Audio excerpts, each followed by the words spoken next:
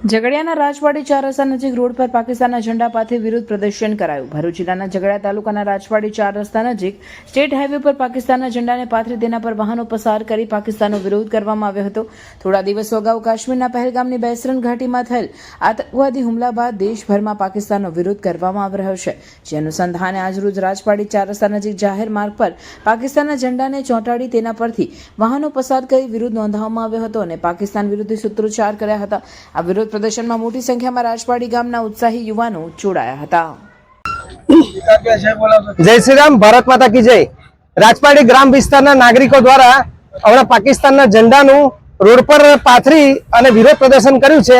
તેમ છતાંય ભારતના જે સરકારે એક સ્ટેન્ડ લીધું છે। હમણાં ભારત સરકારને એક મેસેજ આપવો છે કે મોદી સરકારે જે સ્ટેન્ડ લીધું અને મોદી સરકારે જે સેનાને ખુલ્લી છૂટ આપી છે તેના સાથે સેના તો પોતાની રીતે કરશે, પણ નાગરિકો શું કરશે?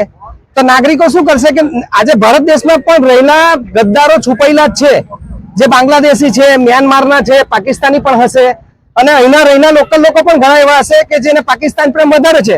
તો આ વિરોધ પ્રદર્શન માત્ર ઝંડા પર જ નથી, ભવિષ્યમાં જો કોઈ વિરોધ પ્રદર્શન કરવામાં આવશે જે ગદ્દારો રહેલા છે ભારતમાં, તેના પર પણ સર્જિકલ સ્ટ્રાઇક થશે અને પોલીસ પ્રશાસન ને મિલિટરી તો કરતા કરશે, પણ આમ પબ્લિક જે છે ભારતની આમ નાગરિક છે તે લોકો કરશે, કેમ કે એમનો દેશ છે અને એ લોકો એમના દેશને સુરક્ષિત રાખવાનું જાણે છે। આ કહીને મારી વાત પૂર્ણ કરું છું। જય હિન્દ, જય ભારત।